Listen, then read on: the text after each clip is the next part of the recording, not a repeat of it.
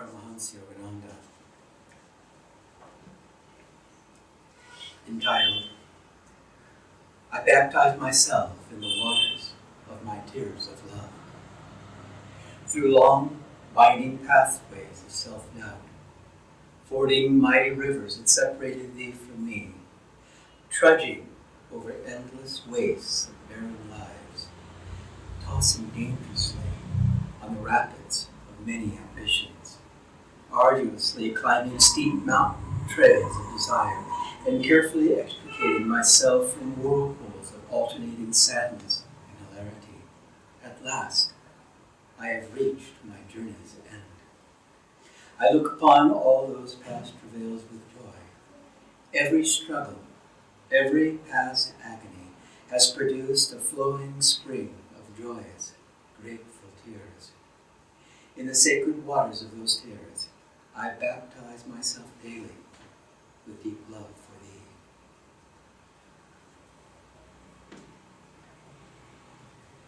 And from The New Path by Swami Kriyananda, this is drawn from the chapter, The Ministry.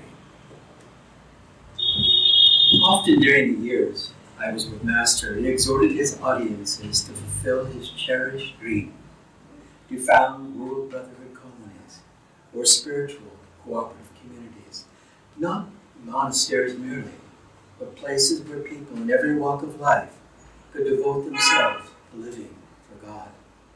Environment is stronger than willpower, he often told us. He saw world brotherhood colonies as environments for fostering right spiritual attitudes, such as humility, trust, devotion, respect for others, and friendly cooperation. For people with world responsibilities who want a better way of life, small cooperative communities offer the best hope of fulfilling that desire and also of demonstrating to society at large that people can indeed achieve heights so scornfully repudiated in this age of spiritual underachievers. Such communities, Master said, would emphasize cooperative attitudes rather than egoic, social, and political rights and present-day norms of cutthroat competition. Take the best advice I can give you, he said. Gather together those of you who share high ideals, pool your resources, buy land out in the country. A simple life will bring you inner freedom. Harmony with nature will bring you a happiness known to a few city dwellers. In the company of truth seekers, you will find it easier to meditate and think of God. What is the need for all the luxuries with which people surround themselves? Most of what they have, they are paying for on the installment plan. These debts are a source of unending worry to them. Even people whose luxuries have been paid off are not free. Attachment makes them slaves. They consider themselves freer for their possessions and don't see how in turn their possessions now possess them. He added, the day will come when this colony idea will spread through the world like wildfire.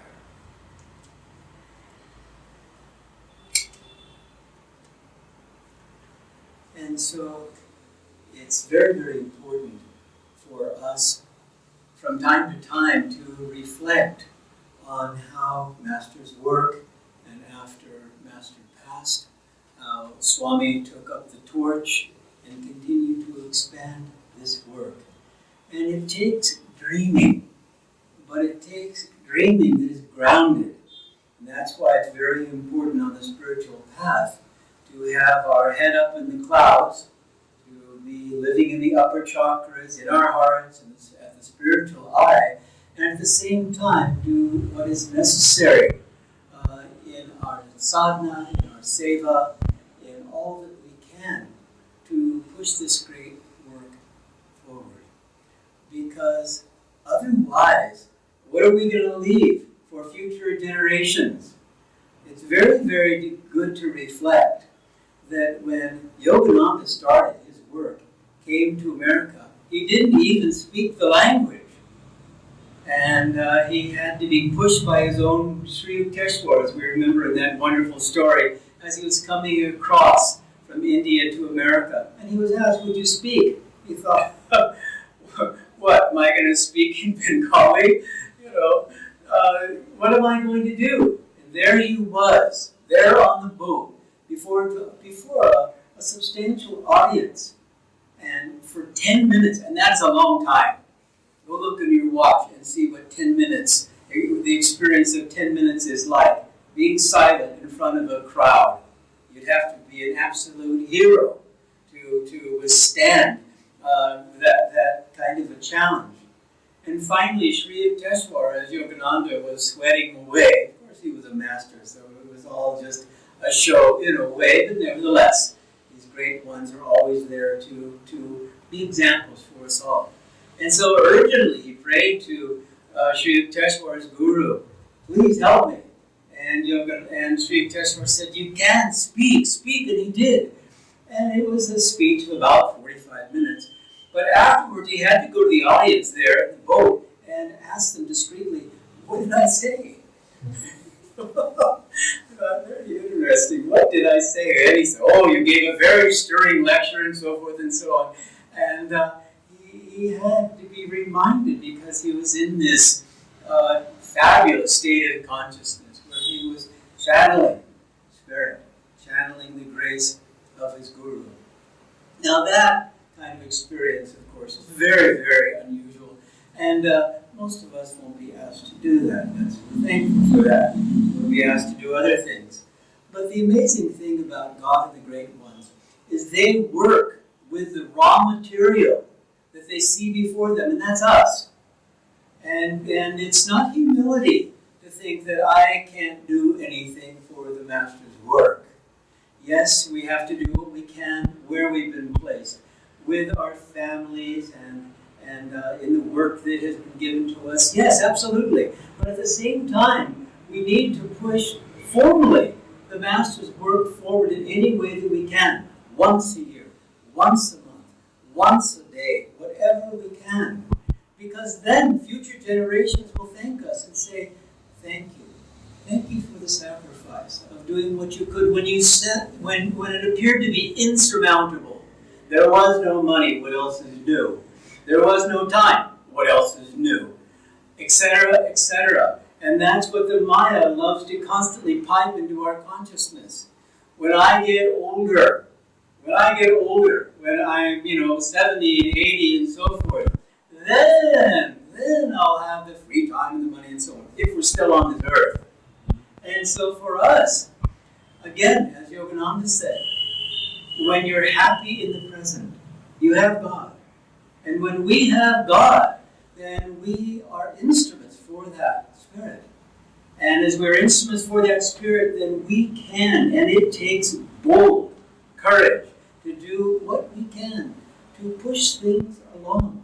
Because when we think, Yogananda, he came in as an avatar, and he could well stay in India. Remember how he was tempted by the great disciple, Sri Yogi Ramya, who was a disciple of Ramana Maharshi. And he said, and this is when he was visiting India in the mid-30s, and he was holding hands with Yogi Ramya and going about the ashram grounds. And he said, if I had held hands with him for another half an hour, I wouldn't have been able to leave India. So we would have had a master in India, it seems kind of fair, for 15 years, 1920 to 1935, then you would have said enough. Now we want him back. Another few minutes and you would have had him. But his work was there in America. But is it any coincidence that Swami Kriyananda then, in his mid-70s, then came back to India to give back what the Master had given to all of us in the U.S. It completed the circle. And we often talk about it because it's so sweet and it's so right. And now here in India, we have our first community in Pune, and it's not easy. Go talk to all those that have put energy into the Pune community and talk to them now. It's a struggle. It's a struggle. They made a dam and it broke. They repaired it and it broke again. And I think this third time it's now holding fast. And that's not the only thing. many, many, many, many challenges. And so for us, where we are, we like to, at Ananda, ask the question, what is trying to happen here? What is trying to happen here? And remember, we inspire one another. One person does a little something. It can be just as simple as bringing a cake to the satsang. Someone says, oh, I could use some ice cream. So then the next time, the ice cream comes. And then the cake and the ice cream is there, and someone says, okay, I think maybe we should bring some drinks. And so the drinks are there. And then they see someone cleaning up. And they say, oh, I should then do a little bit of that. And on it goes. It doesn't have to be what the Master did. As Master said, don't try to keep up with me. If you did, you burn up. So, we have to use common sense. He would work 19 hours a day. Are we up for that? Some of us sleep almost that amount of time. Are we up for that? But we can do a little bit. And then that little bit, it's all magnetism, will create a vortex. And then that little bit that we're doing, it can be prayer. It can be a number of things. And then the next experience comes. We feel this inspiration.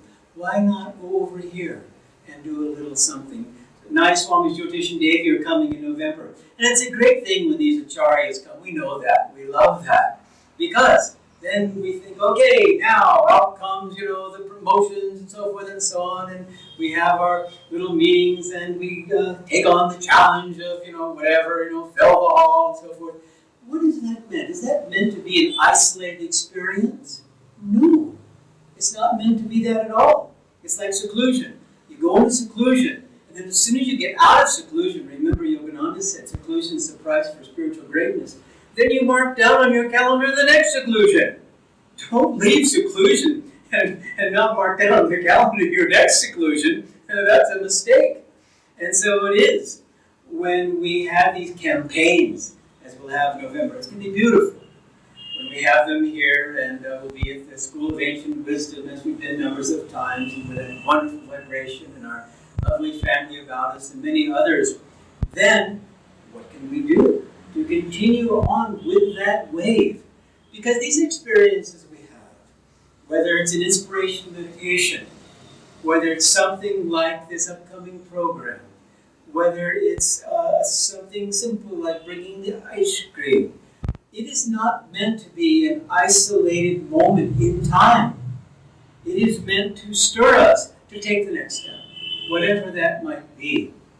Remember, it's not humility to think, oh, I'm just a cold black being and I can't do anything. Yogananda can, Swami Kriyabans can, a few others can, but what can I do? I just, can't do anything. That's not humility. That's just being foolish. And when we fall into that trap, then we find that we're paralyzed. But when we think God can do everything, and there's so many examples, it's the joy of the internet. You see again and again and again, people that, have had, these incredible experiences. They're minus a limb. They're minus a couple limbs. I was just seeing in the paper, there was this child, and she had touched an electrical wire, and her arms then were severed. She was writing with her foot. I thought, okay, very, very good. Amazing. She's writing with her foot, getting her education. And she could have just shriveled up at that point, as some people do, and say, well, I believed in God, but now, how can I believe in God when this experience hasn't come my way? And most don't have to experience things like that in the extreme. But in a way, we do. Because every day, there's the bombardment from this Maya. It says simply, sleep, my child, sleep, sleep, my child. Every time we meditate, we battle that strong hypnotic thought broadcasted by Maya. Every time we do our seva, every time we participate in satsang, and on, the list is long. And then to comfort us, as Yogananda said, if you do 10% of what I ask you, you'll get there. We think, oh, that's for me. Fantastic. Why did he say that? because he knew, as we were reading from Whispers from Eternity, the tremendous struggle. What a beautiful poem that is, the tremendous struggle that was required of the Master and for all of us. And then there's the breakthrough. And we come to finally the promised land. Making, as Lahiri Mahashaya said, making, someday made. And so, for us, really it becomes very, very simple. The spiritual path does not have to be difficult. Is this thought a thought that will help to wake me up? Or is this a thought that will put me to sleep? Is this feeling within my heart a feeling that will wake me up? Or is it a feeling that's going to put me to sleep? And on it goes. We begin to examine, as a jnani, our life. And we think, my goodness, I used to think when I was first getting started, the spiritual path was difficult, but I like this. I just work on anything and everything that will wake me up. And by extension, I do what I can in my own way to wake up others up, whether I say a word or not. Because we know we do this. When we come in to our workplace perhaps, or wake up in the morning and we just feel like, this is good stuff. We don't always wake up like that, but when we do, off to work, whatever it happens to be, we have an effect on others. Environment is stronger than willpower. And when people are around, people that have an environment that is expansive, when the garden of their life is bearing fruit, why do we want to keep company with saints? Because their environment, being with them, their magnetism, their presence, we begin to think, my gosh, how is this possible? When the different disciples said to Yogananda, they were lamenting that he was giving them hard things to do. And he said, you're a master, you can do it. He said, what do you think made me a master? He wasn't going to be taking this, lightly. What do you think made me a master?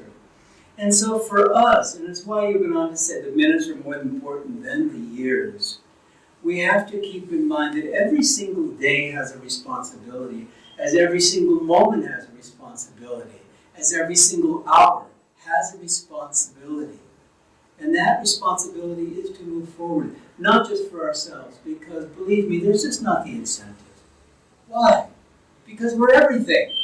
When we move forward, we want to move forward for all.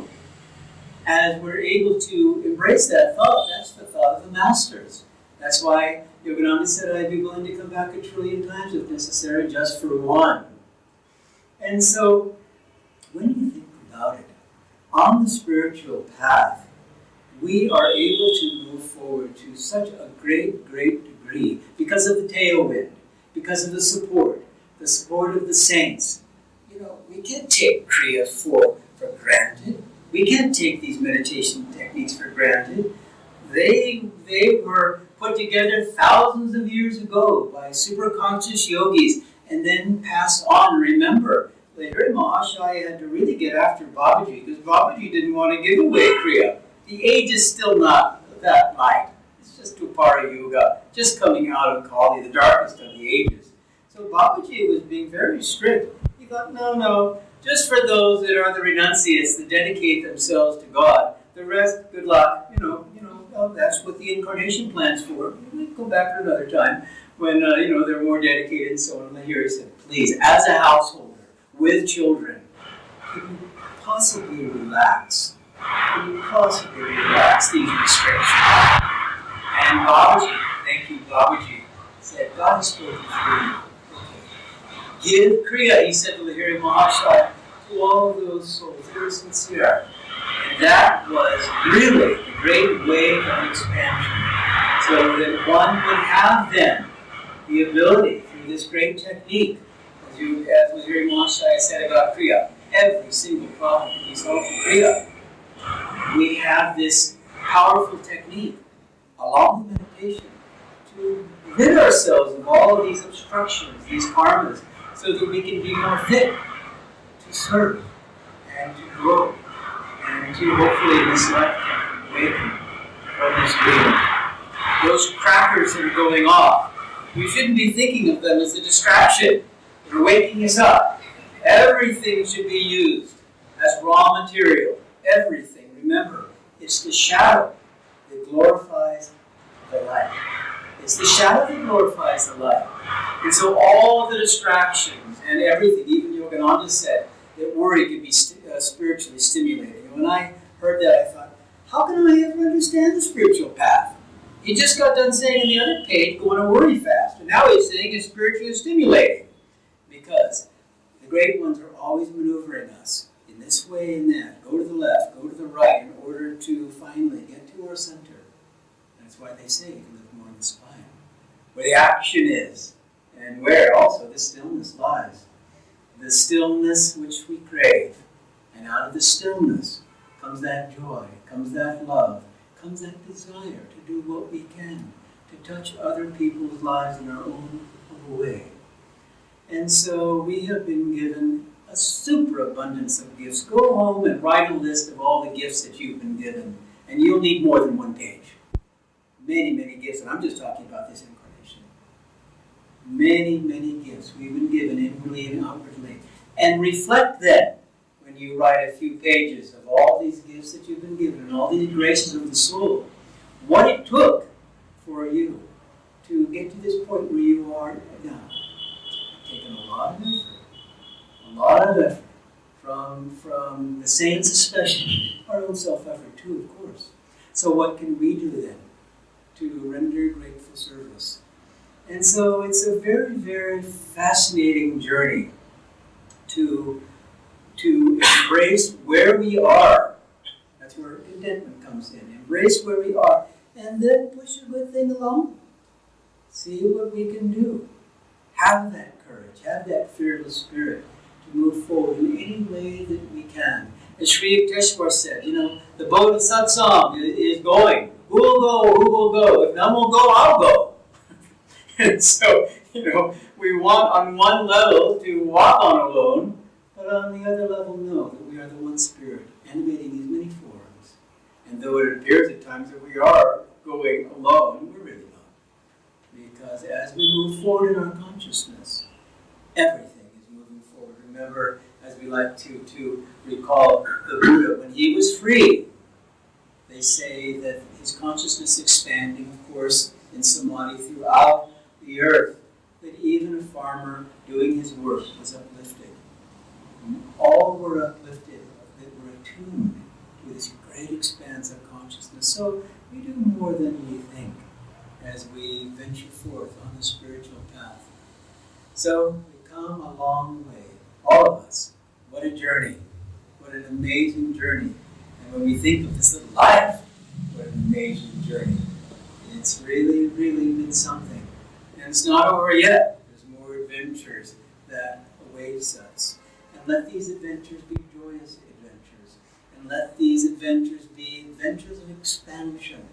So that, as I said earlier, future generations, as we have been benefited, can be benefited by our efforts of expanding consciousness, our efforts of savor, whatever way we can to help this precious work grow forward. So we have been blessed. In India, especially, India, the guru of the world, we've been blessed by knowing that these saints are living.